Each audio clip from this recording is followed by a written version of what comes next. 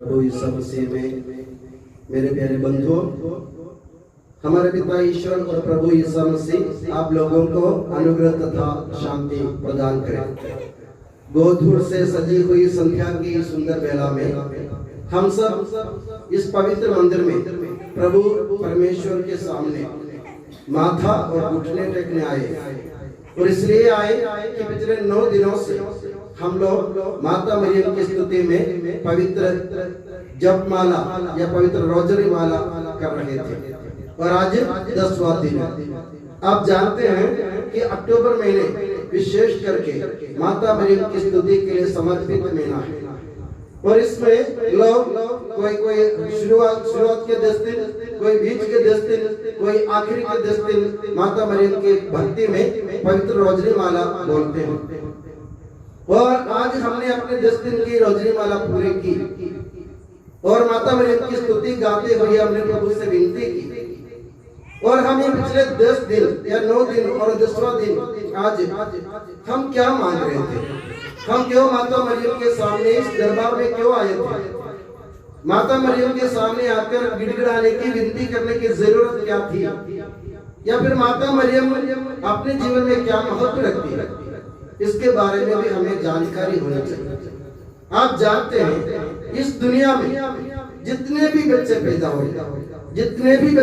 होते हैं वे सब अपने मम्मी से लिपट के रहते हैं। अपनी माता के सीने की गर्मी जो है वो हर एक बच्चे के लिए दिव्य अनुभूति होती है, वो दुनिया में दोबारा कभी प्राप्त नहीं होती। बचपन में माता की अपनी माँ के सीने की जो गर्मी हमें मिलती है वो हमें जीवन में कभी किसी से भी, किसी व्यक्ति से, वस्तु से, कहीं से भी हमको प्राप्त नहीं होती। ये होते हैं माता का प्यार। तो माता मरियम एक ऐसी माता है जो जीवन भर अपने बचपन में ही नहीं, जीवन भर हम लोगों को अपनी छाती से लपेट कर रखती है, ये अपने छाती से समेट कर रखती है। माता मरियम ऐसी माता है जो एक वक्त के लिए नहीं, एक क्षण के लिए नहीं, एक पल के लिए नहीं, बल्कि जिंदगी भर के लिए माता मरियम हमको अपने सीने पे लगाती रहती है। बस इतना करने की जरूरत है, हम इस माता के प्रेम को पहचानने की जरूरत है। वो माता के प्रेम पहचाने बिना हम यीशु मसीह को नहीं पहचान पाएंगे। आप जानते हैं प्रभु यीशु मसीह ने स्वयं कहा था, मार्ग, सत्य और जीवन मैं हूँ, मुझसे होकर गए बिना कोई पिता के पास नहीं जा सकता। तो ये सत्य है। तो पिता ईश्वर के पास प्रभु यीशु मसीह के बिना हम जा नहीं सकते। तो प्रभु यीशु मसीह के पास माता मरियम के सिवा हम नहीं जा सकते, क्योंकि माता मरियम ने एक फूल के रूप में अपने जीवन को इस दुनिया में बिछा दिया था हमारे लिए। उसने जब ईश्वर के दूत ने उनको जब संदेश दिया तो माता मरियम ने सहर्ष उसका स्वीकार किया, उसका स्वागत किया। माता मरियम भली भांति जानती थी मैं एक कुंवारी लड़की हूँ, मेरी मंगनी एक पुरुष से हुई, मेरी शादी होने वाली है, अगर बीच में बिना शादी के अगर मैं गर्भवती होऊंगी, मैं दुनिया के सामने बदनाम होऊंगी। माता मरियम ने ये सब सारे झंझटें नहीं पाली अपने जीवन में। माता मरियम ने कभी नहीं सोचा मैं बदनाम हो जाऊंगी। माता मरियम ने ईश्वर के दूत से कहा तेरा वचन मुझ में पूरा हो जाए। तो इसका मतलब क्या है? माता मरियम ने ईश्वर के वचन के लिए अपने आप को संपूर्ण रूप से समर्पित कर दिया, संपूर्ण रूप से आगे पीछे नहीं देखा। उसने ये कभी नहीं सोचा कि मेरे हाथ करने से क्या होगा, लोग मेरे ऊपर मुझे पत्थर से मार देंगे, क्योंकि यहूदी प्रथा के अनुसार अगर कोई कुंवारी लड़की बिना शादी की गर्भवती हो जाती है उसके पत्थरों से मार डालने की जरूरत है। ऐसा कड़ा आदेश दे रखा था।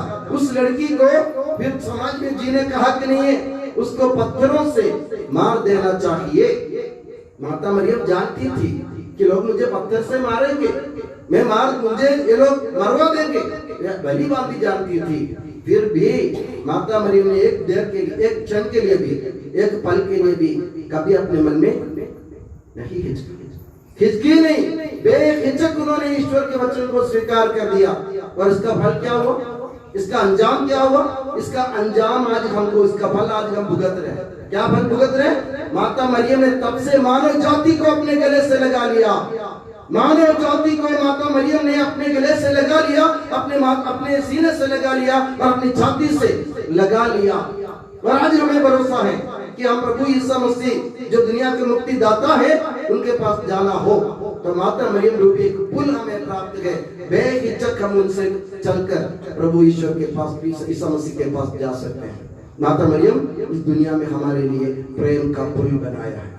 हमको मालूम है इस दुनिया रूपी खाई से हमको स्वर्ग रूपी स्वर्गधाम में पहुंचने के लिए हमें एक पुल की जरूर होती है।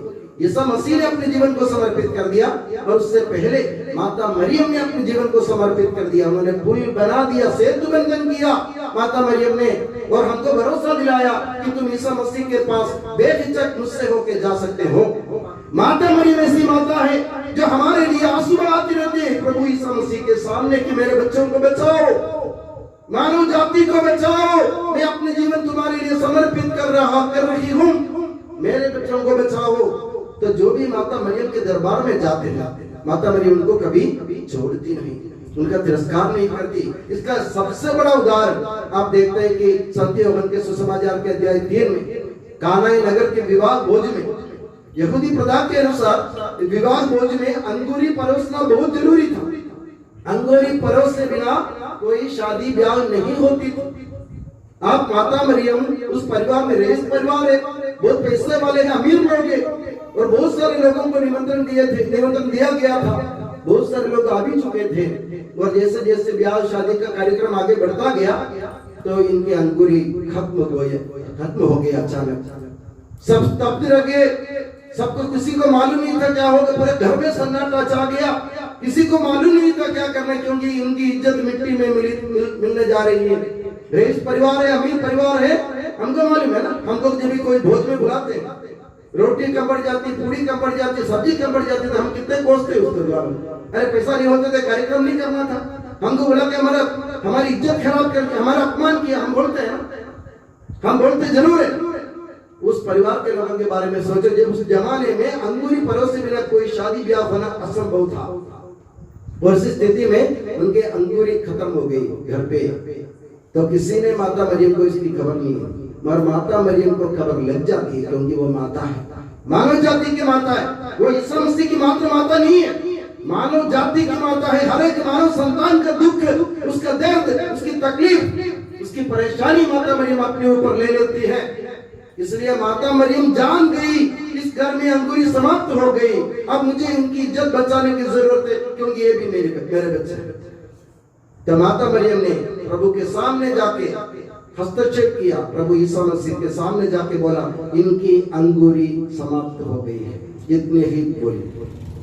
यीशु मसीह ने स्पष्ट मना कर दिया कि मेरा समय नहीं आया, अभी चमत्कार करने का समय नहीं आया, मुझे ऊपर से प्रभु पिता की ओर से मुझे कोई आदेश नहीं मिला, मैं ये काम नहीं कर सकता हूँ। माता मरियम कुछ नहीं बोली यीशु मसीह से। माता मरियम बोली सेवकों से, यीशु मसीह जो कहेंगे ना उसके हिसाब से करो। तो यीशु मसीह की हिम्मत टूट गई। देखो यीशु मसीह जो स्वयं ईश्वर है, उसके सामने माता मरियम सेवकों से कहते, मेरा बेटा जो बोलेगा ना वो तुम करो। और माता मरियम ने सेवकों को नहीं, आदेश किसको दिया? यीशु मसीह को दिया। मैं तुम्हारे नाम पर सेवकों से बात करने जा रही हूँ, मेरी बात मान लेना। माता मरियम का ये संदेश था यीशु मसीह के लिए। यीशु मसीह ने पलट के एक शब्द नहीं बोले, यीशु मसीह ने पानी को अंगूरी में बदल दिया, सबसे बड़ा पहला चमत्कार कर दिया। तो मेरे प्यारे बंधुओं, मेरे कहने का तात्पर्य है, संकट की घड़ी हर किसी के जीवन में आती है ना। आज नहीं तो कल आएगी सही। बहुत सारी बार ऐसी घड़ी आ चुकी है हमारे जीवन में, संकट में हमको पता नहीं चलता कि हमको क्या करना है।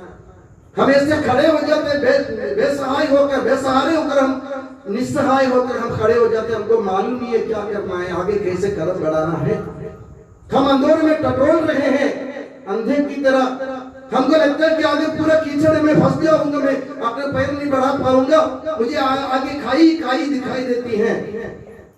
और मुझे लगता है कि उम्मीद, जीने की उम्मीद खत्म हो गई है। मेरे प्यारे दोस्तों, बिंदुओं, एक माता है जो तुम्हारे बोलने से पहले तुम्हारी जानकारी लेती नहीं है। तुम्हारे बोलने से पहले तुम्हारी जानकारी उनके मन में है।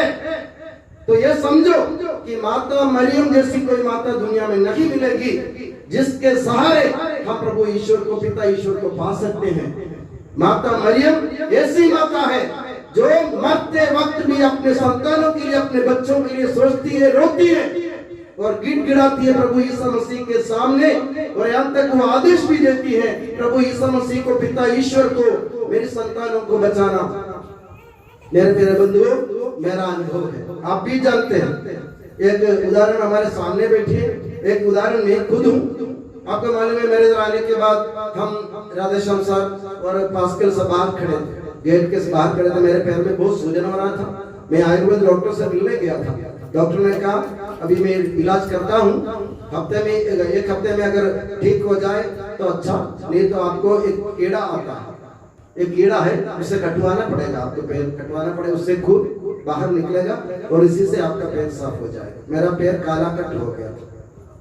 फिर एक दिन शनिवार का दिन था, मैं डॉक्टर से मिलने गया। मेरे दोनों पैर में इतना बड़ा सूजन और मैं जान नहीं पा रहा था मैं कल कैसे पूजा करूंगा। मैं पूजा कैसे करता था मालूम है आपको? एक 2 मिनट के लिए एक पैर में खड़ा रहता हूँ, फिर दूसरा पैर टिका के दूसरा पैर ऊपर उठा लेता हूँ। ऐसा मैं पूरे 1 घंटा 1.5 घंटा में ऐसा बिताता था, दर्द के बारे में अंदर से अंदर। कल अपने हाथ बाहर मैंने कोई दिखाया नहीं। मगर उस शनिवार के दिन जब मैं उज्जैन से वापस आया तो एक बुढ़ी माँ हमारे गेट के सामने से गुजर रही थी, झुकी हुई, करीब करीब 70-80 साल की होगी, और वो आने जाने वाले सब गाड़ियों को हाथ दिखा रही, उनको बिठा के ले जाए कोई किसी ने भी गाड़ी नहीं रोकी। तो मैंने सर से कहा, सर देखो ये बुढ़ी माँ ये कहाँ की है? तो बोला हमको पता नहीं है, बाहर कोई आसपास की गांव की नहीं लग रही, ये दूर की कहीं।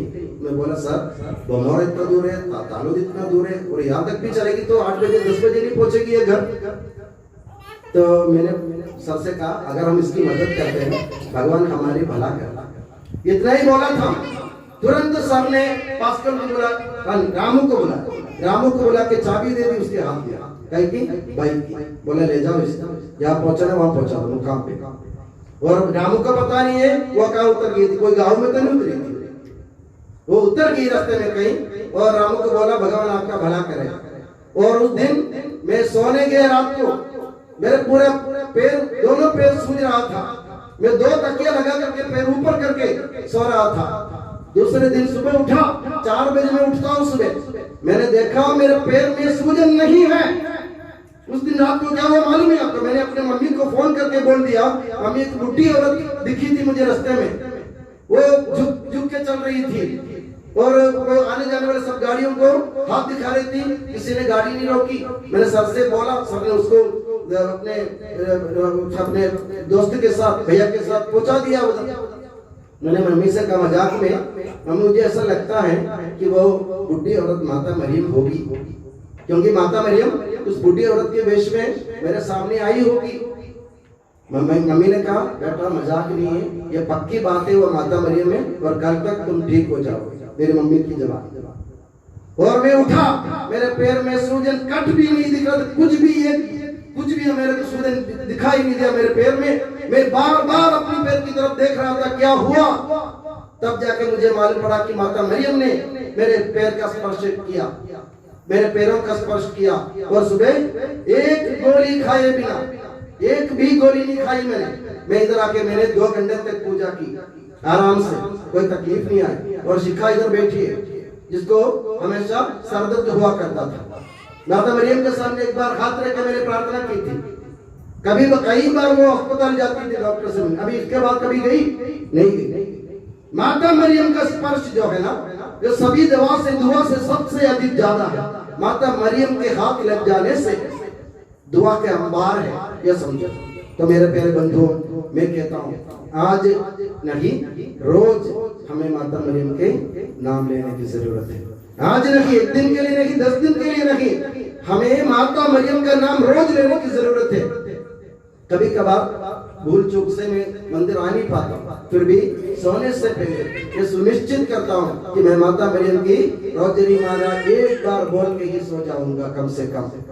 यह मैं सुनिश्चित करता हूँ, बिस्तर पे पड़े हुए या बैठे हुए कुछ भी हो, माता मरियम का नाम जरूर लेता हूँ। और इस दुनिया में हमारी माता की कोई तुलना नहीं, माता मरियम की तुलना नहीं। कितनी प्रेममय और जो बच्चे जो गीत गाते उसमें फूलों से भी कोमल, कितने भी उसके बारे में विशेषण बोले वो कम होगा। तो इसलिए मेरे प्यारे बंधुओं, विशेष रूप से आज हमने 10 दिन हमने प्रार्थना की, माता मरियम जरूर आपके परिवार में आने वाले दिनों में कोई ना कोई अच्छा कार्य जरूर होने देंगे। देखना, विश्वास के साथ माता से दुआ करो, वो कभी आपका हाथ नहीं छोड़ेगी, कभी आपका साथ भी नहीं छोड़ेगी। ये पक्की बात है। उस माता को धन्यवाद दे कि हमको माता ने हमको इधर इकट्ठा किया। कुछ और लोग आने वाले थे, कुछ विशेष कारण से नहीं आ पाए, हम उनके लिए भी दुआ करें। और आज जितने भी लोग इस मंदिर में भगवान के सामने, माता मरियम के सामने बैठे हैं, उन सब के लिए मैं दिल से दुआ करता हूँ। मेरी माता से, आपकी माता से, दुनिया की माता से, यीशु मसीह की माता से, ईश्वर की माता से मैं विनती करता हूँ कि आप सभी को हमेशा माता और यीशु मसीह अपनी नियामत की छत्र छाया में सुखी और सुरक्षित रखे। ये आपके लिए, आपके परिवार के लिए, आपके बच्चों के लिए मेरी दुआ है, प्यार मेरी दुआ है। और वो दुआ माता मरियम की दुआ है, वो हमारे लिए सबसे बड़ी दवा है इस दुनिया में। और प्रभु यीशु मसीह और माता मरियम हमेशा आप सभी को अपनी नियामत की छत्र छाया में सुखी और सुरक्षित रखे, पिता, पुत्र और पवित्र आत्मा के नाम पर आमीन।